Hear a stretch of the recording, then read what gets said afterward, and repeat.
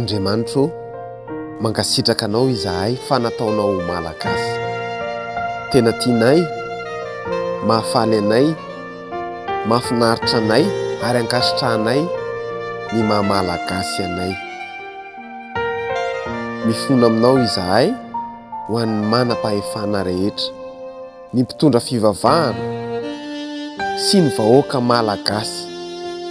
Mamela, mamindrafo amin'ity nosina ity, rakofy amin'ny fahasoavanao, aoka ny fahatsaranao, hidina anenika ny firenenay, aoka ny fanahinao, anaparitaka ny fahatsaranao eto Madagasikara. Jesosy eo, mivavaka ho amin'ny firenenay izahay mba hanjakanao. Tononoko ny fiadananao amin'ny fokotany, kaominina, distrika. Ny hazavanao Jesosy eo, handresy ny aizina. Ampiasao izahay ary ataovy fitaovana anaparitaka ny filazantsaranao mba ny malagasy ny hamelonlanitra indray androany.